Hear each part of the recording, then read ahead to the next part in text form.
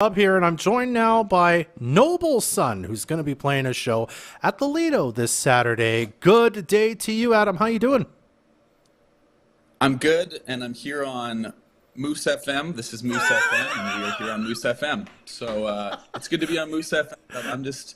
We're moosing it up, So Moose FM. In case you didn't know what you were In listening case to. anyone wasn't clear, I think hopefully everyone's in the know.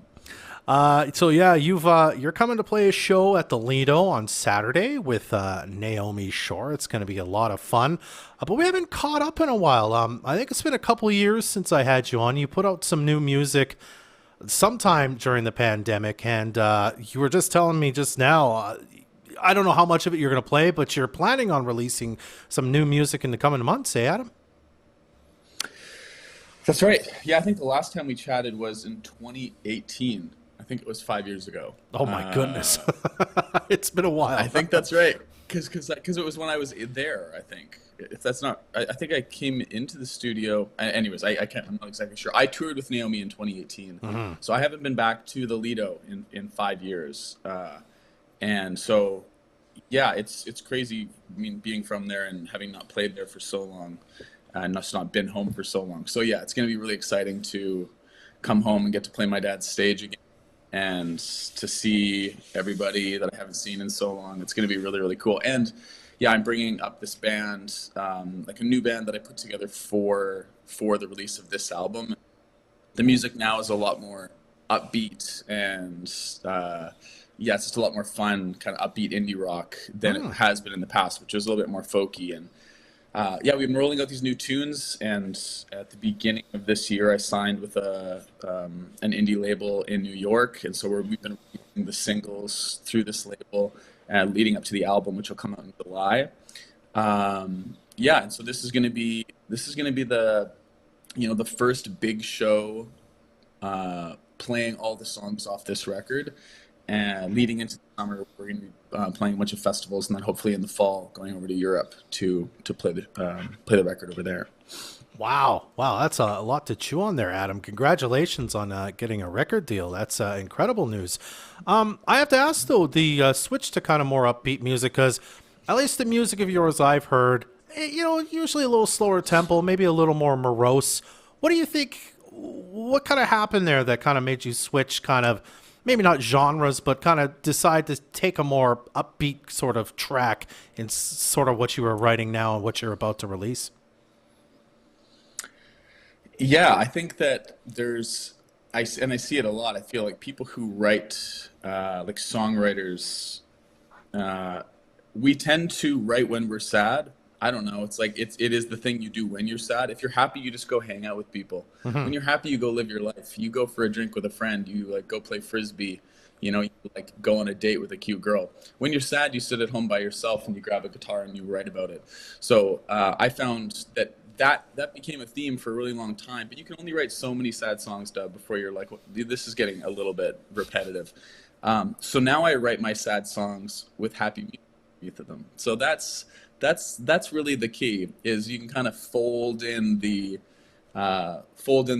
whatever the sad elements are, but then also include a lot more humor. So I gave myself a lot more permission when I play live. My show is like half comedy, like my in between the songs, it's essentially like stand up. Like I love doing crowd work. I talk to the audience a lot.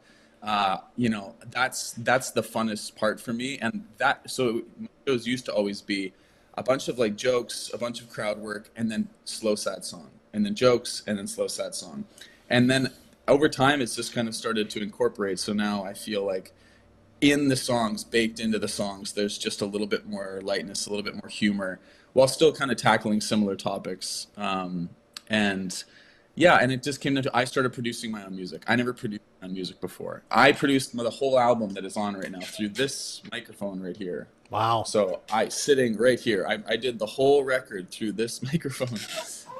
And then I went and worked with a friend of mine, David Vertesi, who was in a band called Hey Ocean down here in Vancouver for years. And he mixed it and did all the stuff. But yeah, it really came down to, I think, just a different process, and being in a different space just informed the production in a different way. Now the Yeah. songs themselves, kind kind of, if you could, give me a little timeline of kind of when they were written. Was it something you did all a bunch at once, or is this kind of this new album going to be sort of a showcase of stuff you've been writing for years at this point?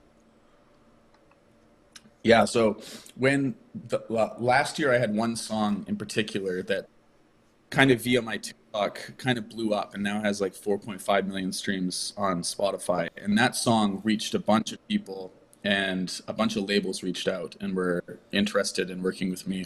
The label that I ended up signing with, they had like the most attractive, like least pressure deal. So we signed that deal, and when I did, I had sent them a bunch of demos, like a bunch of songs that I hadn't released yet. And there was maybe 10. And the day that I signed the deal, from that day to like a week later, I wrote 6 new songs in those 7 days. Wow. And so, and then I think the 7 days after that, I think I wrote another three. So I think out of the demos that I sent them, I think only of those 2 songs, only 2 of those songs that they heard are still on the album, and all the rest ended up being new songs. And then since then, like I write in spurts, so I have 22 songs for the next record right now. So we're starting recording the next record right now as well. So I usually write songs in clumps where I'll write like 4 or 5 songs at a time, usually in like a week to 10 days. And then, yeah, and then I won't write for a few months. So everything kind of just kind of pops out. So these new songs, this whole album probably came to fruition besides maybe 2 songs in like maybe 2 weeks. Wow, that's that's incredible. That's amazing. It's kind of like it's almost like one song inspires the next, I guess, in a way.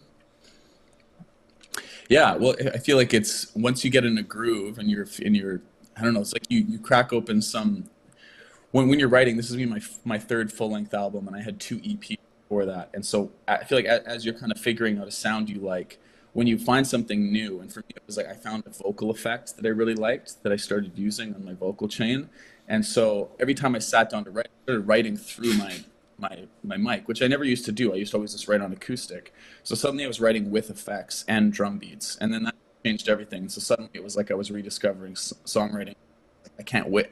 And then when I started playing those songs live, and people, it's so much more fun to just watch people dance to your music than to sit there like solemnly, like someone just like they're at a funeral. And so suddenly you're like, yeah, it gets addictive. You're writing these upbeat dance songs. There's a one that I wrote 2 weeks ago, and the band was like, we have to play that in Fort St. John. And so we were like, okay, like we have a quick turnaround here. So we all learned it. We have 2 more rehearsals this week, but we've only rehearsed it once. But it's just like it's a fun song. And so yeah, it's reducing the latency. We can kind of like think quicker and yeah, so yeah, I'm really excited to play these ones at the Lido. It's a totally different vibe. Awesome. Well, the show's going to be wonderful. Again, it's this Saturday night at the Lido, and you're sharing the stage with your cousin, Naomi Shore. What does that mean to you that you, as you started this interview 5 years ago, the last time you played, you were kind of sharing the bill with her? What does that mean to you that you get to do it again? Yeah, it's cool. We don't get to see each other as much anymore. She's back in Fort St. John, and I'm down here. She doesn't come here often. I don't go up there often. So it's like, Christmas is kind of the one time, and she's got great out, and I haven't got to see her play these songs yet. So I'm super excited. She just released an album as well.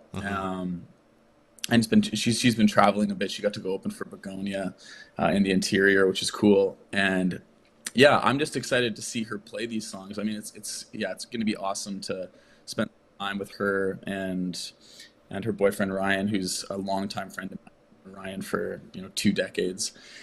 And yeah, I'm just excited to see her and the whole family. And it's honestly like it feels a bit like an excuse to just have like a high school / family reunion, and then I get to play music the whole time too. So it's like it's the best of all these worlds coming together.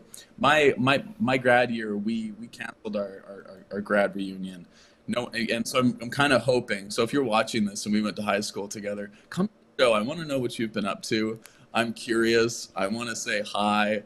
It would be cool to see your face, even if we didn't know each other. I'm still curious about the people that I didn't know in high school and what they're doing now. And then family, it's the same thing. It's like if I could just have like all of the high school people on one side and all the family people on the other, and after we play, I can just do a loop, buddy. That'd be perfect. So please, let's make that happen. I love it. I love it. A big family slash high school reunion at the Noble Sun Show this Saturday night at That's the it. Lido. It's going to be awesome. You can get your tickets now at www.thelido.ca. Adam and Noble Sun, I'm really excited to come see your show. Thanks for taking a few minutes to chat with us today. Dub, I appreciate you, buddy. Well, hopefully, we won't wait 5 years for the next one. Absolutely. Take care. Okay, see ya.